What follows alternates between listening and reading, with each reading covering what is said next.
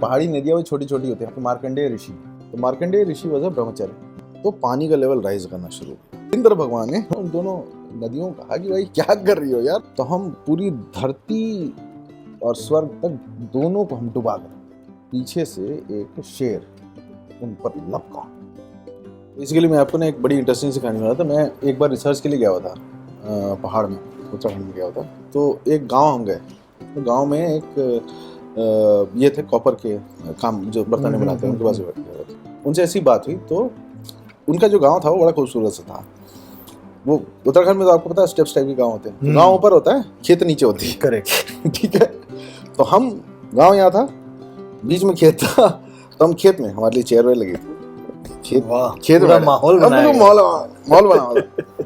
खेत के पीछे वाटरफॉल था, तो हमने कहा कि नीचे आते हैं। ये मतलब ऐसी पतली पतली नदियाँ होती हैं, हम ऐसे बाई चांस मेरे मुंह से ऐसे निकल गया ना, ये पहाड़ी नदियाँ वो छोटी छोटी होती है। हम लोगों को तो आदत बड़े बड़े नदियों की हुई है, ये है, हमारे मुंह से ऐसे ही बाई चांस निकल गया।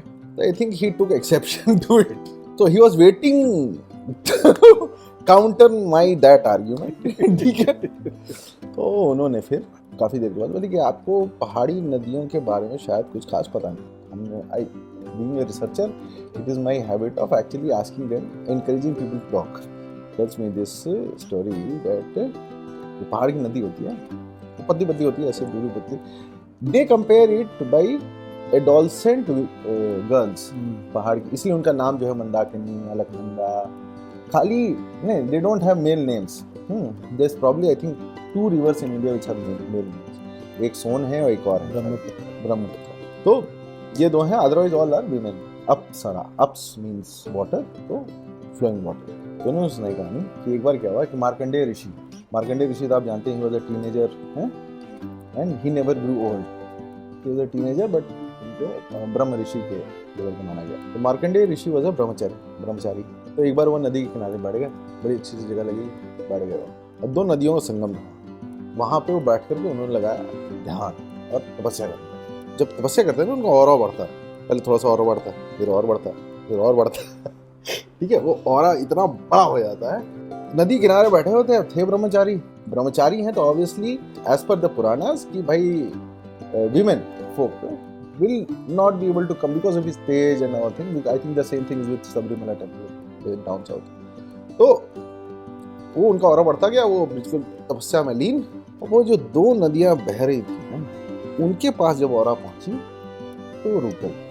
अच्छा, दोनों, तो पानी का लेवल राइज करना शुरू हुआ। वो पानी रुकता गया और पानी बढ़ता गया, बढ़ते बढ़ते क्या हुआ, वो स्वर्ग तक पहुंच गया। ठीक है, और जो इंद्र भगवान है उनके सिंहासन में पानी भर गया। सबसे पहले उन्हीं का डोलता है। यो, ठीक है। अब उन्होंने अप्सराओं को कहा, एक्चुअली नदी मतलब अप्सरा उन दोनों नदियों को कहा कि भाई क्या कर रही हो यार, बह दो यार, ये मामला खराब हो गया है, कोई प्लम्बर नहीं मिल रहा है आजकल। तो वो दोनों बहुत रुष्ट थी।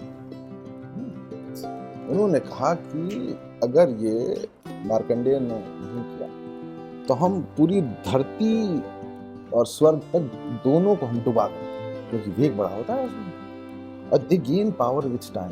अब इंद्र को प्रॉब्लम हो गई, इंद्र भगवान दौड़े गए अपने सारे ऑल हिज कंसल्टेंट्स या कॉलीग्स को लेकर गए, नीचे गए। अब वो मार्कंडेय ऋषि वाज सच एन इवॉल्व्ड ऋषि कि उनके तेज के नजदीक वो जाए नहीं पाए। ठीक है, कि उनसे रिक्वेस्ट कर सकें कि गुरु अब थोड़ा कम करो अपना, योर ताप is creating a problem here, है अ मेजर प्लम्बिंग प्रॉब्लम। ठीक है, अब वो क्या हुआ कि मार्कंडेय ऋषि के पास वो पहुंच ही नहीं पाया। मार्कंडेय ऋषि अपने तप में एकाग्र कह लीजिए, विलीन कह लीजिए। सारे लोगों ने गए, सारे भाई स्टैंडर्ड प्रोसीजर, ब्रह्मा के पास गए। ब्रह्मा जी ने कहा कि भैया हमारी please talk to the CTO, chief technology officer. कि नहीं, विष्णु जी कहा कि बियॉन्ड मी। अच्छा, हाँ, उन्होंने कहा कि यार go speak to the big boss। तो कैलाश पर्वत पे भगवान शिव जी के पास आ जाएगी और शिव जी से आप सविनय निवेदन करिए, शिव जी कुछ रास्ता निकालेंगे, आपके परम भक्त हैं। तो पार्वती जी ने भी कहा कि यार ये तो बहुत बड़ा प्रॉब्लम है, उससे बात करने के लिए कौन जाएगा। तो तेज इतना है कि उसके नजदीक कोई नहीं जा पा रहा। तो उस समय पार्वती जी और शिव जी ने प्लान ये किया कि जब ऐसा होता है ना, तो Markandeya despite being a brahmachari he was receptive to motherly affection. अब मार्कंडेय ऋषि मनवंतरों से जीवित थे, बहुत दिन से जीवित थे, तो ऑब्वियसली उनकी एक्चुअल मदर थी, she would have passed. Who's the other thing that he would consider? That was cow. तो क्या हुआ कि गाय के रूप में पार्वती जी वहां पे विचरती हुई गाय के रूप में वो वहां पहुंची।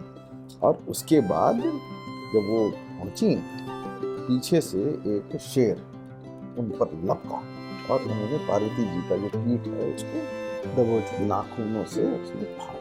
तो पार्वती जी के मुंह से जो ये आर्तनाद निकला वो मार्कंडेय ऋषि के पास वो सुनाई दे दिया उनको। मार्कंडेय ऋषि कहीं गए गौ माता के ऊपर किसी ने किया, तो मार्कंडेय ऋषि इमीडिएटली जो थे वो जगे और उनका तेज कम हुआ और जो नदियां थी वो बह गई। प्लम्बिंग प्रॉब्लम थी वो उसको सॉल्व हुई, ठीक है, तो वो सॉल्व हुई, वो नीचे बह गई। अब फिर क्या हुआ कि मार्कंडेय ऋषि गए, देखे कि भाई ये हुआ ऐसा, लेकिन जब वहाँ गए तो देखे कि वहाँ पे ना गाय हैं, ये शेर है। तो वहाँ पे शिव जी और पार्वती जी हैं। उन्होंने जाकर के भाई उनको माता और पिता तुल्य मानते थे, उनके चरण छुए। तो उस समय शिव जी ने उनको उपदेश किया कि ब्रह्मचर्य, साधना, तपस्या, ये सारी चीजें जो हैं वो जन कल्याण और उसके लिए किया। आपकी तपस्या ऐसी कभी नहीं होनी चाहिए कि, या फिर आपका कोई भी अनुसंधान, any enterprise should not be something that should stall the flows of nature. ऐसा कुछ ना करिए जिसके कारण कि जो नेचर की जो प्रोसेसेस में विघ्न पड़े उसको आप डिस्टर्ब करें, स्टॉप करें, क्योंकि वो बिल्डअप करेगा और वो जब बिल्डअप करेगा तो उसके वेग के आगे कोई ताकत दुनिया की टिक नहीं सकती। उनका ये कहना था कि भाई उन्होंने नदियों को रोक दिया, वो उनको नदियां उनके लिए पतली पतली नदी थी, डिड नॉट टेक केयर, लेकिन नदियों में इतना वेग था कि उनमें इतनी ताकत है कि वो स्वर्ग को भी डुबा सकती है और धरती को भी चीर सकती है, इतनी ताकत है। तो यहीं से एक टाइप से मॉडर्न लाइफ के लिए भी कहा जाता है कि what is a sustainable way of living. आप अपने एंटरप्राइज या अपने किसी चीज़ से ऐसी कोई भी एंटरप्राइज को प्रमोट ना करें जिसके के कारण आपको nature is always operating on energy. किसी भी एनर्जी को आप अगर अवरुद्ध करेंगे तो it builds up and builds up and it manifests in ways that you cannot comprehend, and it will come back to you.